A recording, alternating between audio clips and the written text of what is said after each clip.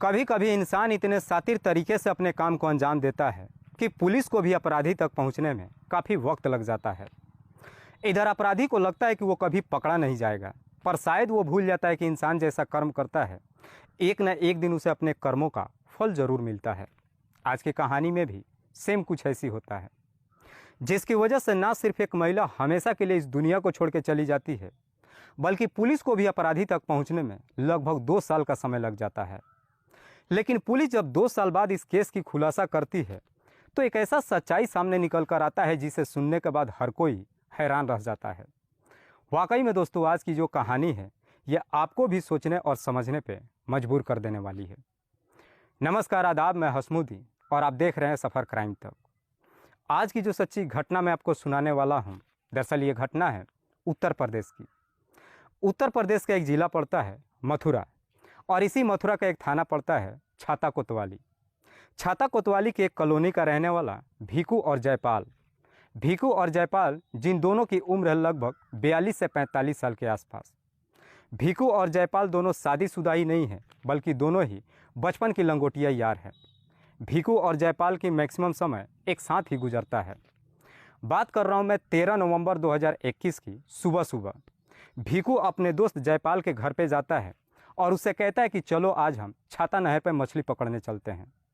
उसके बाद से भीखू और जयपाल छाता नहर के पास जाते हैं। वहाँ पे लगभग 1 घंटा कोशिश करते हैं। दोनों को मछली तो नहीं मिलती है, लेकिन छाता नहर में पानी के ऊपर तैरते हुए एक सूटकेस दिखाई देता है। भीखू और जयपाल जब उस सूटकेस को देखते हैं, दोनों के अंदर लालच आ जाती है। भीखू और जयपाल को लगता है कि शायद उस सूटकेस में काफ़ी संपत्ति होगी। इसी लालच के चक्कर में आकर के भीखू और जयपाल उस सूटकेस को नहर से बाहर निकालते हैं। नहर से बाहर निकालने के बाद तुरंत ही उस सूटकेस को ओपन कर देते हैं। लेकिन जैसे ही सूटकेस को ओपन करते हैं, दोनों की चीख निकल जाती है। दरअसल उस सूटकेस में एक महिला के डेड बॉडी पड़ा हुआ था, जिसकी उम्र लगभग 25 से 26 साल के आसपास थी।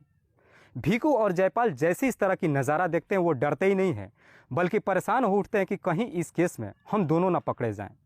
इसीलिए भीखू और जयपाल काफ़ी समझदारी से कदम उठाते हैं और तुरंत ही इस बात की सूचना नज़दीकी थाने में देते हैं। पुलिस को जैसे ही सूचना मिलती है, पुलिस अपने टीम के साथ घटनास्थल पर पहुंचती है और उस महिला की डेड बॉडी को चेक करती है।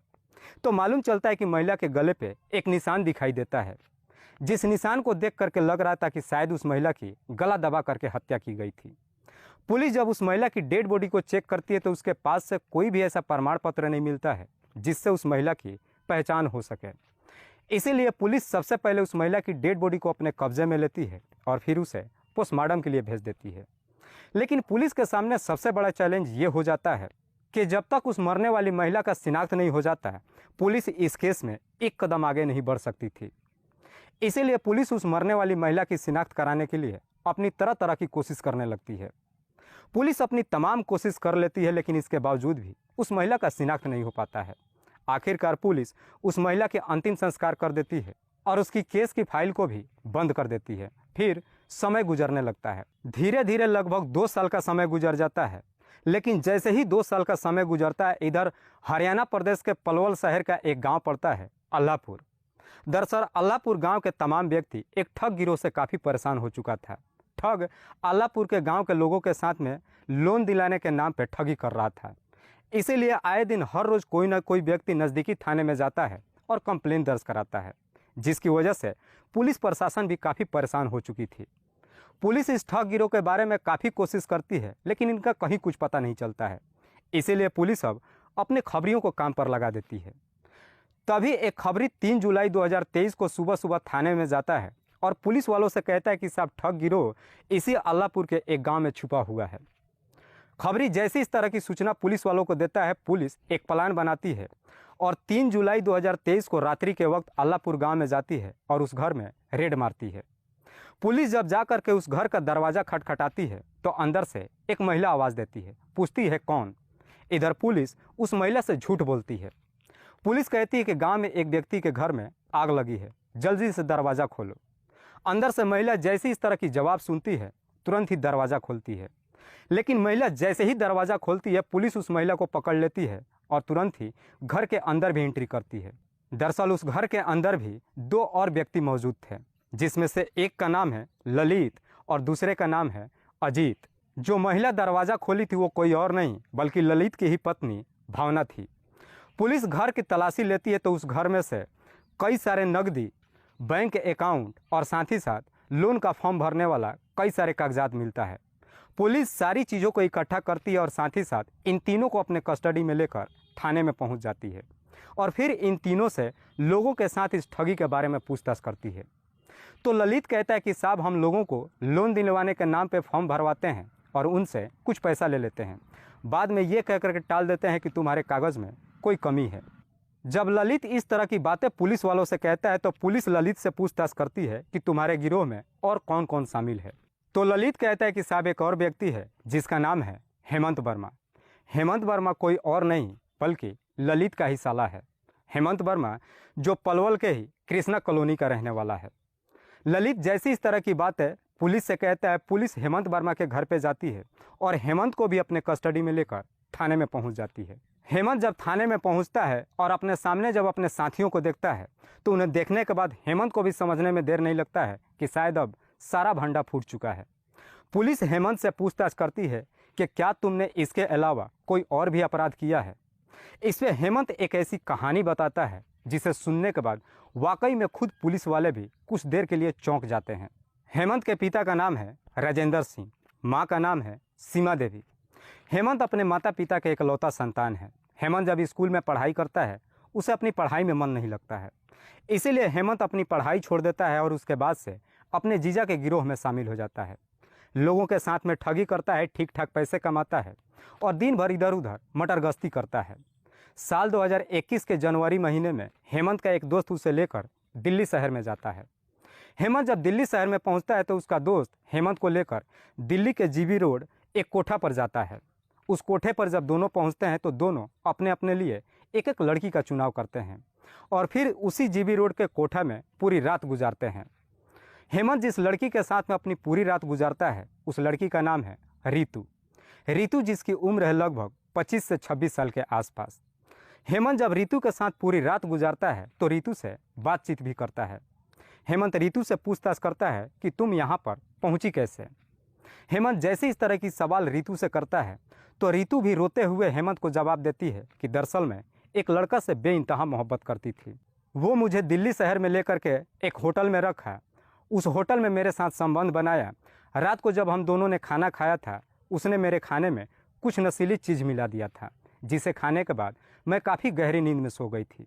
लेकिन जब मुझे होश आया तो मैं अपने आप को इस कोठे पे पाई। दरअसल मेरे आशिक ने मुझे इस कोठे पे बेच करके चला गया। रितु इतने ही बात कह करके चीख चीख करके रोने लगती है। हेमंत जब रितु को रोते हुए देखता है उसे चुप तो कराता है, लेकिन हेमंत को अब कहीं ना कहीं रितु के ऊपर प्यार आ जाता है। उसके बाद से हेमंत जब भी जीबी रोड में जाता है रितु से ही मुलाकात करता है। रितु से बार बार मुलाकात करते करते आखिरकार हेमंत को रितु से प्यार हो जाता है। हेमंत रितु से बेपनाह मोहब्बत करने लगता है। एक दिन हेमंत रितु से अपने दिल की बात कह देता है। कहता है कि मैं तुमसे बेइंतहा मोहब्बत करता हूँ और मैं तुमसे शादी भी करना चाहता हूँ, क्या तुम मुझसे शादी करना चाहोगी। हेमंत जैसे इस तरह की बातें रितु से कहता है तो रितु भी तुरंत ही हेमंत की गले लग जाती है। उसके बाद से हेमंत रितु के मालकिन को ढेरों सारे पैसे देता है और रितु को खरीद लेता है और साल 2021 के जनवरी महीने में अपने घर पे लाता है और फिर रितु से शादी कर लेता है। उसके बाद से हेमंत और रितु दोनों पति पत्नी के जैसे रहने लगते हैं। धीरे धीरे समय जब गुजरता है बड़ी खुशहाल तरीके से अपना जीवन व्यतीत करते हैं। लेकिन जैसे ही धीरे धीरे समय लगभग 7 से 8 महीने का समय गुजर जाता है उसके बाद से दोनों के बीच में खटास शुरू हो जाती है। उसके बाद से हेमंत और रितु के बीच आए दिन हर रोज़ हर छोटी मोटी बातों को लेकर झगड़ा तकरार शुरू हो जाता है। इधर रितु जब कोठे पर रहती थी उसे शराब पीने की लत लग चुकी थी, इसलिए रितु जब हेमंत से शादी कर लेती है शादी के बाद भी शराब पीना नहीं छोड़ती है। इधर हेमंत भी जब भी शाम को वक्त घर पे आता है साथ में शराब लेकर आता है और दोनों साथ बैठ करके ही शराब पीते हैं। 12 नवंबर 2021 को भी हेमंत और रितु दोनों एक साथ ही घर में बैठ करके शराब पी रहे थे।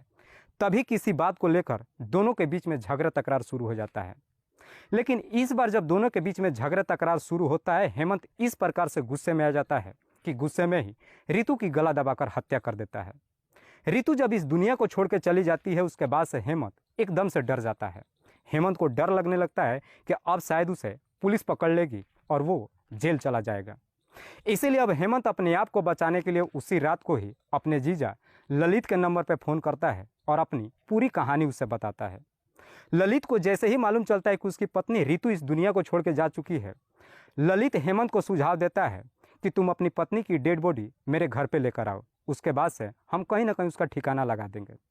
उसके बाद से हेमंत अपने मम्मी पापा को जगाता है और अपनी पत्नी की हत्या के बारे में बताता है। अपनी मम्मी पापा से कहता है कि मैं रितु की डेड बॉडी को जीजा के घर ले जाना चाहता हूँ, इसीलिए उसकी डेड बॉडी ले जाने में मेरी मदद करो। उसके बाद से हेमंत के माता पिता भी एक सूटकेस लेकर आते हैं, हेमंत को दे देते हैं और रितु की डेड बॉडी उस सूटकेस भरने में हेमंत की मदद करते हैं। उसके बाद से हेमंत उस सूटकेस को अपने स्कूटी के पीछे बांधता है और उसी रात को अपने जीजा के घर लेकर के जाता है। हेमंत जब उस डेड बॉडी को लेकर अपने जीजा के घर पे जाता है तो इस बारे में अपनी बहन भावना से भी बताता है। उसके बाद से ललित अपनी 4 व्हीलर निकालता है, रितु की डेड बॉडी डिक्की में डाल देता है। उसके बाद से ललित और हेमंत दोनों उस गाड़ी को लेकर के मथुरा रोड पर रवाना हो जाते हैं और फिर उसी रात को ही छाता नदी के किनारे पहुंचते हैं और उस छाता नदी में उस सूटकेस को ले जा करके फेंक देते हैं। उसके बाद से दोनों वापस अपने घर चले आते हैं। वाकई में हेमंत जब ये पूरी कहानी पुलिस वालों को बताता है तो पुलिस हेमंत के ही तहरीर पे आलापुर पुलिस से कांटेक्ट करती है। पुलिस आलापुर पुलिस से पूछताछ करती है कि क्या 12-13 नवंबर को एक महिला की डेड बॉडी छाता नदी से आप लोगों को मिला था। पुलिस कहती है कि हाँ, हम एक महिला की डेड बॉडी तो मिला था, लेकिन उसका शिनाख्त ना हो पाने की वजह से हमने ही उसका अंतिम संस्कार कर दिया। पुलिस कहती है कि दरअसल हमने उस अपराधी को पकड़ लिया है। पुलिस जैसे ही आलापुर पुलिस वालों से कांटेक्ट करती है, आलापुर की पुलिस फिर से यहाँ थाने में पहुँचती है और विक्रम के ही तहरीर पर उसके माता पिता, विक्रम के बहनोई और उसकी बहन, इन 5 आरोपियों को अपने कस्टडी में लेती है। फिलहाल पुलिस ने इन तमाम आरोपियों को अपने कस्टडी में लेकर इन सब पे गंभीर धाराओं में मुकदमा दर्ज करके जेल भेज दिया है। दोस्तों, इस घटना को सुनाने का उद्देश्य मुझे किसी को परेशान नहीं करना है, किसी को तकलीफ नहीं पहुंचाना है, बस आपको बताना है आप जहां भी रहें सुरक्षित रहें और अपनों का ख्याल रखें। तब तक के लिए जय हिंद, जय भारत।